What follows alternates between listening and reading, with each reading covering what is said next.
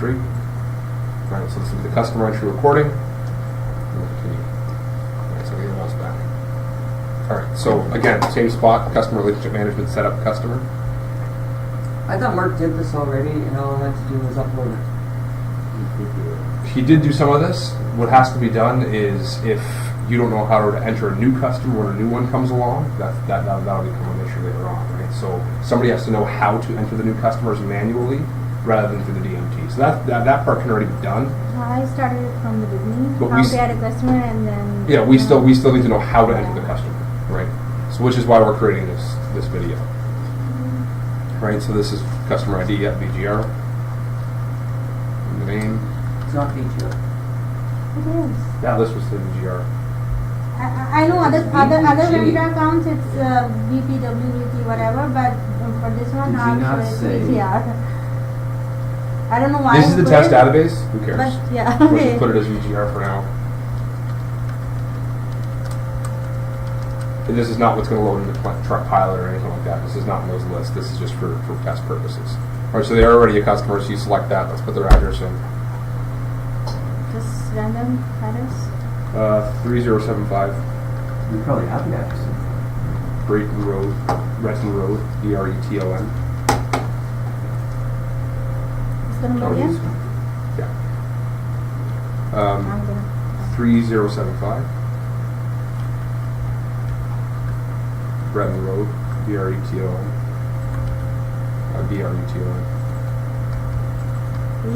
Breton. BRT there. Oh God. Yeah, it's okay. Close enough. And then the city is Grand Rapids.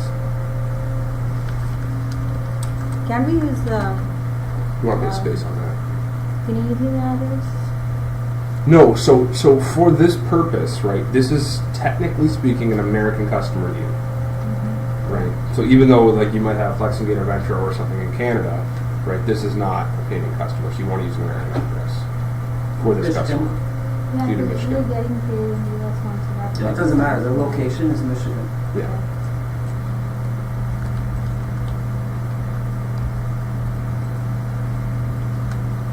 And then the postal code is 49512. Alright, so most important thing after this is done, after you select Canada, or US, sorry, wow. You know, Go ahead and click Get Territory. That's one of the most important steps on this, so that it pulls the sales territory that's going to go to. Right, so you need to have that. It is just the default, but you need to pull that. So before you hit save, go ahead and check off Allow One-Time Ship To, and check off Allow Ship To Third Party. Also check off Check Do PO. Alright, so the reason you would check off those three, Check Do PO, is make sure there's no duplicate POs in your system. One PO per order. And one-time ship to and allowed to ship to third party is to allow the customer at the end point, right? We allow them to create a ship to that's not this shipping address, right? So if for whatever reason, get an order from Venture Grand Rapids, and they say we want you to ship to Ford directly or whatever, right? You can do that by allowing that one-time ship to and allow ship to third party. it gives us the flexibility. It might not happen. It might not happen. Just check them off just for the flexibility purposes, right? Yeah. Otherwise, we're gonna do it later. So.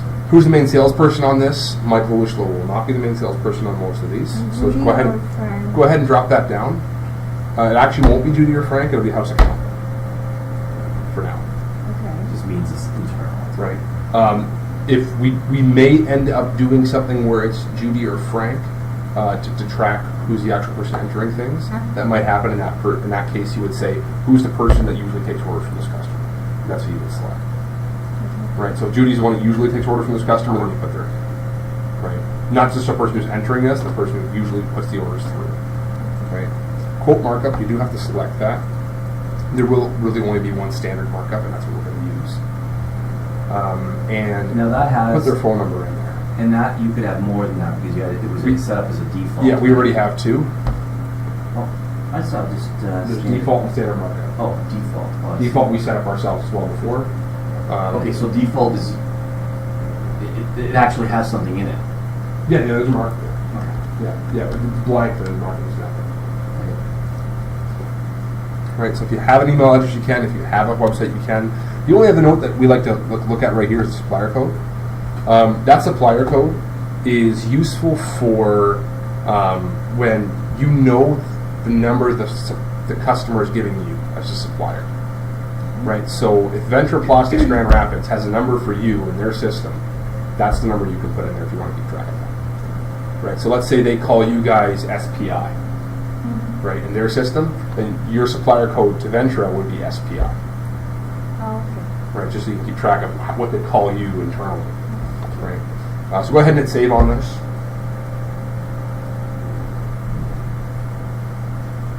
Okay. Hit OK. So that confirms that VGR was correct, because it already does exist. So let's go ahead and use VPG for something else. Hit save, see if that's a duplicate as well. Partial matching. Okay, so this is actually a really, really good thing. So if you guys check this out, if you want to look at the screen for a sec, what happened here is, yeah, nobody's looking. What happened here is, and Colby, you probably want to see this too, is that it actually pulls up the existing customer. There's already a VGR in the system. We gave it a different ID, but the address is the same. It looks at that address and says, hey, there's already an existing customer with a partial match. Are you sure you want to create a new customer?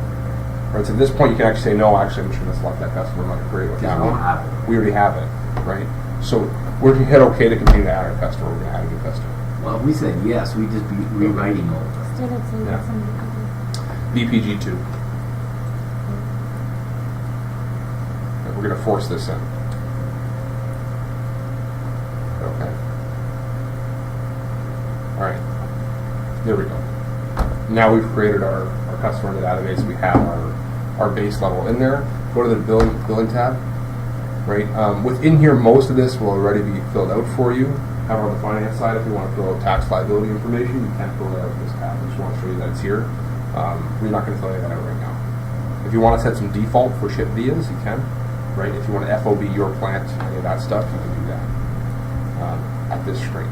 Again, terms and term type, that's already auto-populated, and I was told you it just turned 30, so we're going to leave that, or not 30, terms. Okay, so we have our customer in there. The main information is there. Let's go ahead and add a customer contact. Contact tab. File new customer contact. Or new contact, sorry. New contact, yeah. Right, so we're going to add a new contact to our system here. Right, so no, don't click person contact. You can if you wanted to see if the person's already in your system. Here's what I always do. This field right here, that's the one you want to enter your contact information into. Right? So whoever the name of the person is, put that name in there. I know it says name here, but do it here first. Okay? Just rule of thumb, just put the name in there first. There's a reason for that. For example, the person called Bill Clinton here, right? Yeah. So go ahead and put Bill Clinton in here. Just type in Bill Clinton. I mean, spell it right. No, you got to put the L. You got CIA, so you want Clinton. Yeah, T-O-N. Okay. All right. So Bill Clinton is already in your system. Can you see why it's important to put it in that first one? If you were to put his name in that secondary section, it wouldn't even search the system to see if Bill Clinton was there. It could have been contact for Bill Clinton. Right. So that's why we put it beside the person contact. So it pops up. It pops up and it says, "Hey, there's a Bill Clinton in your system. Do you want to use this Bill Clinton? Is this the Bill Clinton you're talking about?" Right. So let's just hit OK. Let's say, yeah, that's the Bill Clinton we're talking about. Right. Did you hit OK? Maybe. the rest of the info should have went in. Yeah, the rest of the info should have come in there. You can do a search. You can pull Bill Clinton that way as well. Yeah. Okay. There you go. So you can see all the rest of this information filled up in. The function, the role, and the title are important only for your own reporting purposes. Again, use them as you wish to use them. Usually use title for doctor or Mr. or Mrs. or whatever. And a lot of people don't use the role, just use the function to state that they are the CEO, if they're sales, if they're purchasing, who's this person in this company. Right, that's where you plug that information in. The role code is a preset role code that's across the whole entire company. Usually used for your own salespeople. You have the option to put in more than one person. Oh yeah, you can put in 13 contacts, 14 contacts, Because there's 1,000 contacts. there's somebody for accounting, there's Yep. somebody for purchasing. That Yep. you had previously like Right. from So here, so but- let's just say that Bill Clinton is not the ex-CEO. He is the accounting person. Now it's a scary thought, but he's our accounting guy for Ventura. All right. So Really? yeah, could be your billing guy. Right. So you check off billing as your primary contact. Bill Clinton. Go ahead and hit save. Now go file new contact again. So Find it? file new contact. New contact. Right. So now we want to put a secondary person in here, right? So now let's put in Hillary Clinton. Right. Hillary Clinton is going to be, I don't know, is going to be your purchasing contact. How's that? You had it. Yeah, right. A-R-Y, yeah. And the tab. Right. So there's Hillary Clinton. So we'll click on that. If it doesn't load, then there is a glitch. Did you select that line? I don't know. Click on person contact. She's in the system.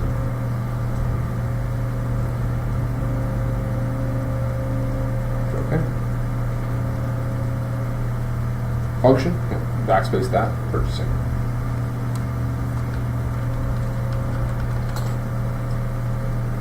Purchasing new contact. Go ahead and save on that one. Right now we could add another one for shipping if you want to. And you could actually have more than this, right? So these are just your default 3. One person could be the default for more than one.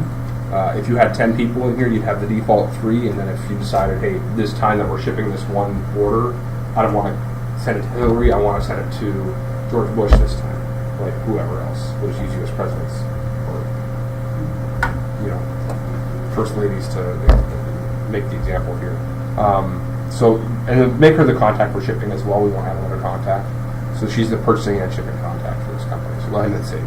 So let's say we have selected all 3 and we want to send them an email or texting or so they will not Hillary will be the one that's automatically selected for contact. Okay. Right, because right now it's not. Right now Bill Clinton gets the invoices. So actually my question was if we can put the emails here, like multiple emails, so they will all get the emails. No, the email is a single person's email, not multiple emails. Okay. Yeah, you put one person's email in there. You can copy the rest yourself if you like, but the email is a single person's email. So go ahead and save that. Right? So we have our 2 contacts in there. Let's add a ship to, and then that'll be the end of our quick run through of customer entry. Okay. But like for billing, purchasing, and shipping, you can have, those are the 3. So those basically 3, you can have more than one in that. You don't check If off you the have box, 2 though. shipper, what's that? You don't check off the box. Don't check off the box. No, only one person is that. That's So your default. That's a default. Right, So that's you your have one primary biller, one contact. purchaser, and one shipper. Right, so if we go back to that contacts tab, on that, this blue one right here, just double click it. You see that's primary contact, right? So displaying it. Right, so it's your primary contact for those purposes. Who's the head of that department in that company? Right, you can have more people that do that role, and maybe you use the role code for that, or the function for that, or the function for 4 people is purchasing, but only one person is your primary purchasing person. Right? Okay, so let's go to the Ship To tab and go to File, New Ship To. Right, so Ship To has to have an ID. This ID is customer specific. Right, so every single customer could have a Ship To of 01 or 02 or 03. Right, it's not that this has to be unique for every single Ship To you create in the system. You could have the ID state, maybe let's say for argument's sake. Shouldn't that be a vendor code for each customer? Because our customers assign us vendor codes. Shouldn't we use the vendor code for that? No, so the Ship To is another spot you can ship for the customer. Does that make sense? Right. Like, so the Ship To that we're talking about here is, I have this main customer address is one of the spots I can ship to, and my other Ship To is another spot I can ship to for this customer. Right, like another default location. Maybe you have plant 1 and plant 2. Right, this might be plant 2. Right, I know Ventura has like a new company for every plant they have, but there might be a company that has multiple plants that don't do it separately. We should do the third plant eventually. So that will be the next one. equipment. Depends what that function's gonna do. Right, What's so, the purpose of so, that? so the purpose of the ship to is, when I create an order, Mhm. at the order level, even at the quote level, I can select, I'm selling to Venture Plastics Grand Rapids. Yep. I am shipping to Venture Plastics Grand Rapids Plant 3. Right, let's say they had a Plant 3 for you know, all intents and purposes, right? Plant 3 is in Detroit, Sunday, not in Grand Rapids. Right? I'm going to ship to the Detroit plant, but I'm going to sell to Venture Plastics Grand Rapids. Right, so my ship to is just another location that I can default select on order or quote that I want to show up on my shipper. So my pack slip at the end, that'll show ship to locations in Detroit, sell to location is in Grand Rapids. If you're doing them a favor and basically shipping it somewhere else, or they ask you Exactly, to kind of ship it thing, somewhere right? else. But not even that, right? Some customers, for example, like there could be some situations where a customer like Ventra would be their size, or they come in and they say, hey, we have all these other plants, but we want you to continuously bill to one location. We want you to bill to our Grand Rapids location all the time, but ship to whatever plant we want you to ship Well, it's to. like chicken crates right now. You're invoicing one person, But you but ship all we're over the shipping place. them all over the place. Yeah, so this would be a perfect example of that. You might have a couple of ship tos that are the main ones you Right. ship to. Mm-hmm. Yeah. So that's exactly, you got 100%. I even tried with the plastic. So it's All perfect. right. So let's create a ship to. For now, we'll just say 01 is our ship to ID, 001. Right, because this is the first extra ship to. Right, we're just going to count these. You could put, for example, if where's one of the places you're shipping these shipping crates to? All over the place, so like in BC and Well, let's say it was British Columbia or whatever, right? Maybe you put like BC 01 or something like that, the first place in British Columbia. Or if you're shipping to Toronto, right? It might be Toronto 01 or TO 01 or something like that, right? Just to show that it's Toronto. Doesn't really matter Yeah. because what you really see is the name. we don't know where we're shipping to. There's no standard ship to for them. So That's the problem. in those cases, there's another way we can solve that. We can solve that. This is just we'll go with this for now. So instead of saying Venture Plastics Grand Rapids, change the name to Venture Plastics Detroit. I know there might not be a Venture Plastics Detroit, but for now there will be. And where's an address to Detroit? Will it be here, the new address, to the bottom? Yes. Okay. Yep. And the address we'll use is 1001 space Brush Street.